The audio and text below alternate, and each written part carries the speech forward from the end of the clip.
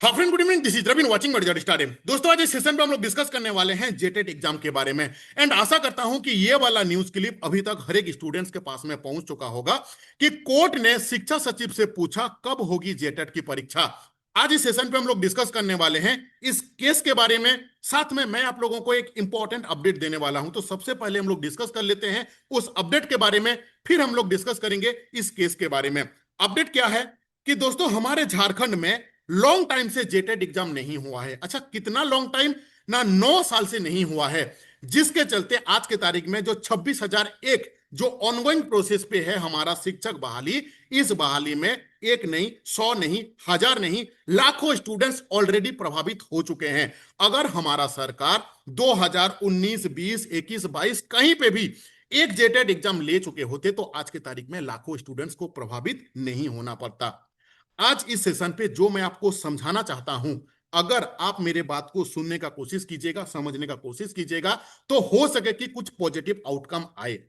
करना क्या है ना, 26 अगस्त यानी कि मंगलवार को सुबह 10 बजे पुराना विधानसभा से लेकर कूटी मैदान तक शांतिपूर्ण धरना प्रदर्शन का आयोजन किया गया है। इस आयोजन पे हर एक स्टूडेंट्स को पार्टिसिपेट करना है फिजिकली।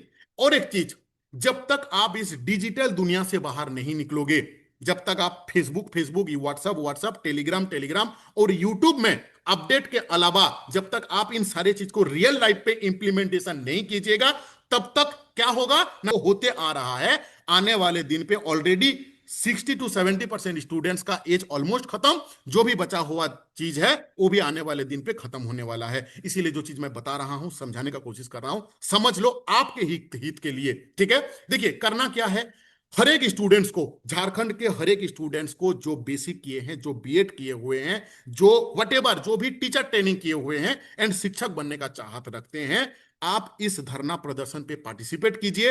ये आपका शांतिपूर्ण धरना प्रदर्शन होगा, जिसके लिए हम लोग ऑलरेडी प्रशासन से भी हम लोग अप्रूवल ले चुके हैं। ये आप देख सकते हैं जो अनुमंडल पदाधिकारी महोदय से क्या है, टॉपिक क्या है ना, जेटेट परीक्षा को लेके 26 अगस्त को पुराना विधानसभा से कूटी मैदान तक आपका एक शांतिपूर्ण धरना प्रदर्शन होगा। इसके लिए ऑलरेडी सर से अप्रूवल भी मिल चुका है। लेकिन सर का अप्रूवल वो तो हमेशा मिल जाता है, लेकिन दिक्कत कौन सा जगह पे होता है कि स्टूडेंट घर से निकलते नहीं हैं। मैंने ऑलरेडी मेरे लाइफ में मैं देख चुका हूं, मल्टीपल टाइम जाता हूं, कोई नहीं आता है। अगर मैं दिखाऊं, ये मेरा खुद के एमएलए साहब हैं, एक बार नहीं 3-4 बार जा चुका हूं। शिक्षा मंत्री साहब के पास में भी मैं जा चुका हूं। अगर मैं दिखाऊं, ये भी हमारे शिक्षा मंत्री साहब हैं, इनसे पहले भी जो शिक्षा मंत्री साहब थे उनके पास में भी मैं जा चुका हूं। सीएम साहब के पास में भी मैं जा चुका हूं। राज्यपाल साहब के पास में भी हम लोग जा चुके हैं। लेकिन आज तक हम लोग सक्सेस नहीं हो पाए हैं जेटेट के लिए। क्यों नहीं हो पाए हैं, इसका सबसे बड़ा रीजन है कि हम लोगों का पीछे ना कोई रहता नहीं है।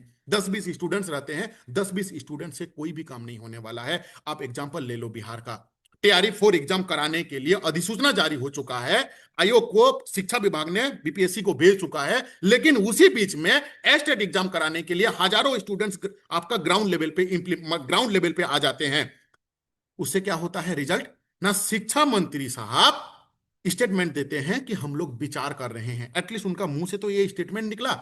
लेकिन हमारे झारखंड के भाई बहन लोग बस डिजिटल दुनिया पे एक्टिव रहते हैं। फिजिकल आने के लिए बोलो तो 90% ना हो जाते हैं। अगर इस बार भी आप 90% ना रहोगे तो जिस तरीके से जिंदगी चल रहा है उसी तरीके से जिंदगी चलते रहेगा। ठीक है, सो रिक्वेस्ट क्या है, हर एक भाई बहन को एटलीस्ट रांची में ही, अगर रांची में ही जितना भाई बहन है ना मेरा, वही लोग अगर ग्राउंड पे आ जाएंगे ना तो काफी है। लेकिन सिर्फ रांची नहीं, इस बार झारखंड के कोने कोने से हर एक स्टूडेंट्स को पहुंचना है। उससे फायदा क्या होगा ना कि 22 तारीख से चल रहा है हमारा सत्र विधानसभा पे। ठीक है, सो विधानसभा में ऑलरेडी ऑलरेडी काफी स्टूडेंट अपना अपना एरिया का जो एमएलए साहब हैं उनको ऑलरेडी ज्ञापन दे चुके हैं कि हमारा मैटर को भी वहां पे सदन पे उठाया जाए। लास्ट टाइम पे भी बाबूलाल मरांडी सर ने उठाए थे, इस बार भी 3-4 जो भी एमएलए साहब हैं वो उठाएंगे बात को।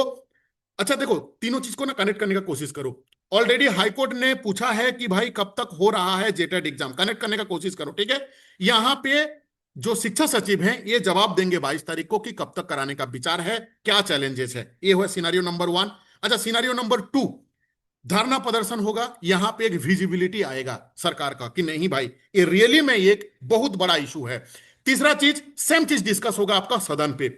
तो तीनों चीज जब एक दूसरे से इंटरकनेक्टेड रहेगा तो उसका आउटकम आने का जो चांसेस है वो बहुत ज्यादा हाईली प्रोबेबिलिटी है। लेकिन कब? जब आप अपने घर से निकलोगे, इस डिजिटल दुनिया पे से निकलोगे। अगर सोचोगे कि चलो यूट्यूब में तो देख लेंगे, 10-12 बच्चे तो धरना प्रदर्शन पे रहेंगे, तो फिर कुछ नहीं होने वाला है। जो हो रहा है वही होते रहेगा। अगर चाहते हो कि जेटेड एग्जाम हो तो आपको यहां पे आना है। ये संविधानिक तरीके से होगा, शांतिपूर्ण होगा, कोई भी गलत काम नहीं होने वाला है। बस विजिबिलिटी को दिखाना है सरकार को कि नहीं इतना बच्चे प्रभावित हैं। जब विधानसभा के सामने जाके खड़े होंगे तो इसका आउटकम आने वाला है। अच्छा, दूसरा चीज, अब काफी स्टूडेंट सोचेंगे कि नहीं मैं नहीं जाऊंगा तो कोई और जाएगा, कोई नहीं और नहीं जाएगा तो कोई तीसरा जाएगा। भाई इसी तरीके से आज तक मैं आपको दिखाया ना कि मैं जितना बार भी गया हूं यही मेंटालिटी रहता है सारे स्टूडेंट्स का कि वो नहीं तो वो जाएगा, वो नहीं तो वो जाएगा। भाई आप ही खुद भूग रहे हो जिसके चलते आपका एज पार हो रहा है। एक टाइम के बाद जो लड़की है उसको शादी ब्याह दे देंगे उसका माँ बाप, और जो लड़का है उसको वो मजबूर हो जाएगा पैसा कमाने के लिए। सो वो वाला दिन ना आपके सामने आए, उससे पहले एटलीस्ट जेटेड एग्जाम हो जाए। अच्छा, दूसरा चीज, अभी इस बार जो 26,001 जो ऑनगोइंग प्रोसेस पे है, यहां पे 15,000 सीट बच चुका है, सब जानते हैं हम लोग, ठीक है। 15,000 प्लस वो 24,000, मतलब सोच लो कि लगभग लगभग 40,000 के आसपास है। तो 40,000 वैकेंसी कब आएगा? जब जेटेड एग्जाम होगा तब आएगा ना। तो पहले जेटेड एग्जाम के एग्जाम होगा, उसके बाद आप फिर से जाओगे मल्टीपल मल्टीपल एमएलए साहब के पास में, मंत्री साहब के पास में, सीएम साहब के पास में, कि जो सेकंड फेज का जेटेड मेंस का जो सेकंड फेज का जो 40,000 वैकेंसी है वो लाओ। तब जाके सरकार फिर एक्टिव होंगे कि नहीं भाई वैकेंसी लाना है। अगर आप जेटेड एग्जाम कराने पे ही अगर एक्टिव नहीं होंगे तो फिर वो 24,000 का भी आप भूल जाओ, 40,000 का भी भूल जाओ, सब कुछ भूल जाओ। यही डिजिटल दुनिया पे देखते रहो, मैं वीडियो बनाते रहूंगा, आप देखते रहोगे। मुझे तो गूगल एडसेंस से पैसा मिल ही जाता है थोड़ा मोड़ा जिंदगी गुजारने के लिए। लेकिन आपका क्या है? सो उस पॉइंट पे ना पहुंचे, एटलीस्ट कुछ करो दोस्त। करने का टाइम आ चुका है, घर से निकलो। कितना खर्चा हो जाएगा यार? बीएड और डीएलएड तो फ्री ऑफ कॉस्ट में किए नहीं हो, वहां पे तो 1-1 लाख 2-2 लाख उड़ा दिए हो। 2 साल तक कोले कोले जाना जाना सब कुछ हो चुका है। अब रांची आओगे तो कितना खर्चा होगा? 500 रुपया, 1,000 रुपया। सोच लो ना कि कहीं पे गिर गया है। एटलीस्ट आओ, विजिबिलिटी दिखेगा। जब तक विजिबिलिटी नहीं दिखेगा तब तक उसका आउटकम नहीं आने वाला है, ठीक है। सो रिक्वेस्ट करता हूं। अच्छा, अभी से ही मुझे कमेंट करो कि कौन कौन आने वाले हैं। अगर आप आओगे रैली में तो कमेंट करो, अपना डिस्ट्रिक्ट का नाम वहां पे लिखो, आपका नाम लिखो और लिखो कि हाँ मैं आ रहा हूं। किसका हित पे आ रहे हो? अपने हित के लिए आ रहे हो, अपने माँ बाप के लिए आ रहे हो, आपके खुद के लिए आ रहे हो, रवि प्रधान के लिए नहीं आ रहे हो। मुझे तो ऊपर वाला दिया है, कुछ भी करके मैं अपना जिंदगी में बाल बच्चा को लेकर अपना जिंदगी मेरा काट रहा है। लेकिन आपका क्या है दोस्त? इसीलिए खुद के लिए लड़ना सीखो, खुद के लिए करो। हम लोग सपोर्टिव हैं, सपोर्टिव रहेंगे। A to Z study day one से जेटेट के लिए लड़ रहा है, अभी भी है। आपके सामने रांची भी मैं पहुंचूंगा, आपके साथ में हूं। लेकिन अकेले से मेरा कुछ नहीं होता है ना। मैं आपको फोटो दिखा चुका हूं कि ऐसा कोई जगह नहीं है जहां पे रवि प्रधान नहीं पहुंचा हुआ है। लेकिन तकलीफ वाला बात क्या है कि मेरा पीछे कोई नहीं रहता है। इसीलिए अकेले से काम नहीं होने वाला है। आप इस बार आप आइए, सब साथ मिलकर वहां पे हाथ हाथ पैर जोड़ेंगे कि भाई सरकार मेरा, मेरा बाप मेरा ले लो। तब शायद कुछ पॉजिटिव आउटकम वहां पे आए। अच्छा, इस केस के बारे में अगर हम लोग थोड़ा सा डिस्कस करें तो यहां पे सीन ये है कि एग्जैक्टली मेरे पास ये नॉलेज नहीं है कि ये केस कौन किए हैं। इसका अपडेट मेरे पास रियलिटी नहीं है कि ये केस कौन किए हुए हैं, ठीक है।